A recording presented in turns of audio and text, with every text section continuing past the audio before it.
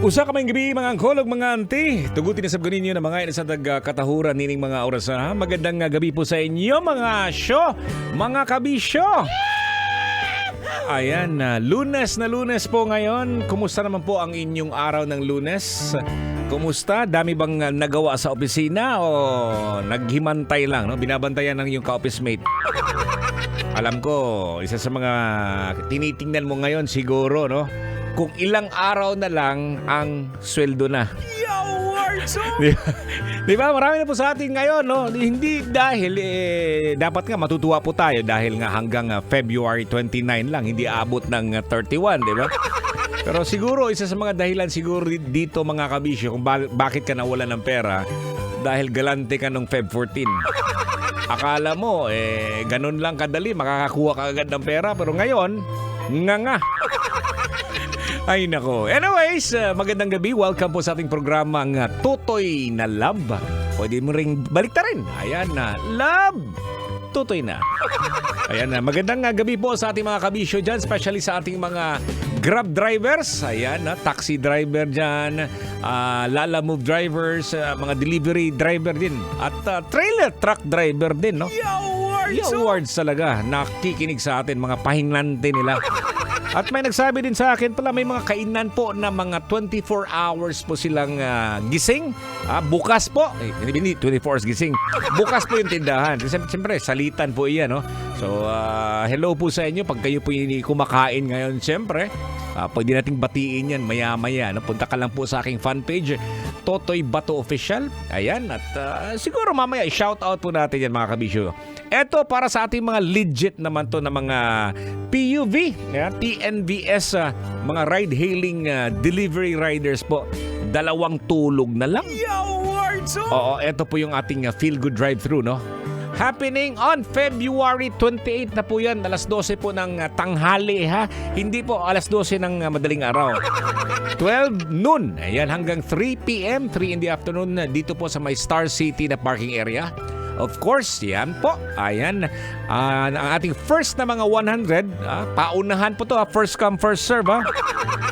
We'll get Love Radio souvenir, Fua bread, rice from Gold Mine, Mayet de la Rosa fine jewelry souvenir. Merong 8 lucky winners na tig 18K gold bracelet, no? From Mayet de la Rosa fine jewelry.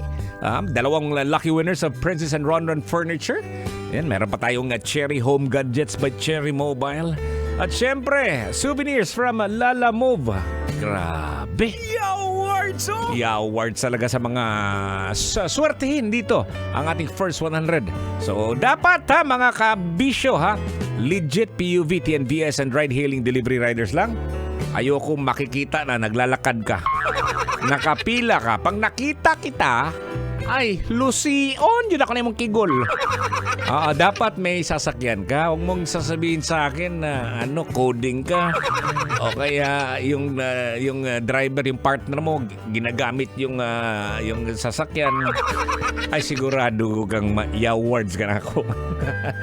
Okay, no? Ayan, balik po tayo sa ating programa Totoy na Love. At sa gabing ito, ayan, always naman lang po natin to, no? Lagi na po natin itong pinag-uusapan po mga kabisyo.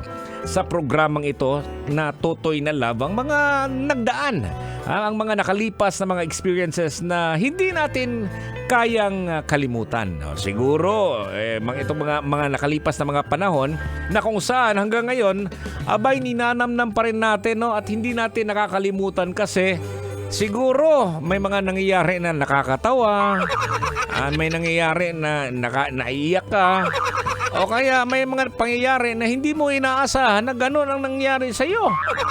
Oo, so pag-usapan natin ang tungkol sa eto po, no? Na mga bagay na madalas pinag-aawayan ng mga magkaklase sa elementary. Alam na po natin yan, no? Sa elementary po, may mga ilang mga bagay na madalas pinag-aawayan ng mga magkaklase. May mga ilang mga possible na mga dahilan kung bakit sila nag-aaway.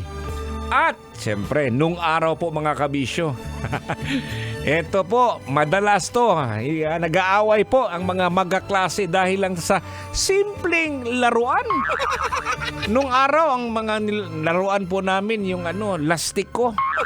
alam mo yung lastiko, yung goma ba? O pitik po yan, no? Yun lang yun. Kinuha yung isang lastiko, isang goma ng kaklase mo, nag-aaway agad. Oo, pag malaki ka naman, ikaw yung nabubuli. Pag ikaw yung naman yung maliit, iiyak ka lang. Tapos susumbong mo na naman sa mga magulang mo, tapos principal's office na naman. Diba? Paano pag yung magulang mo hindi pumupunta sa mga ganyan? Ikaw, kawawa kasi pagagalitan ka ng magulang nung kaklase mo. Ay naku naman mga kabisyo, no? Yung mga pangyayari, mga ganun talaga mga kabisyo, no? Siguro ito mga nangyayari nung elementary, nung time na yan, sabi, makikipag-away ka talaga kasi laruan mo yan eh. Ba't ginaganyan ka, di ba?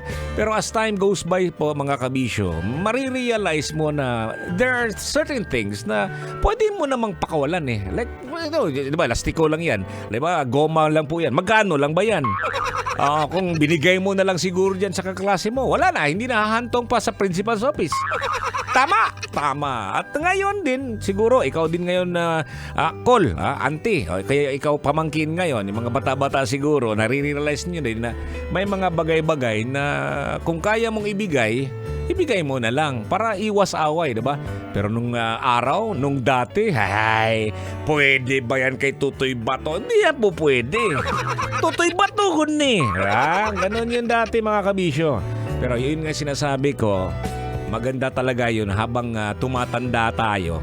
Hindi naman tumatanda, kalabaw yung tumatanda. Habang nagmamature po tayo, nare-realize natin na there are certain things na pwede natin i-let go. Alang-alang lang sa kapayapaan. Yawards talaga mga kabisyo. Punta po sa aking fan page sa Totoy Bato Official at nandun po yung nakalagay na ating na inyong pwede kayong mag-comment po, no? Ang i-comment nyo lang po doon ay bagay na madalas pinag-aaway ng mga tari. Ako po si Totoy Bato, may gabi kabisyo. Yakapin mo ako ng mahigpit. Kailangan pa bang i-memorize yan? Love Radio. Basic!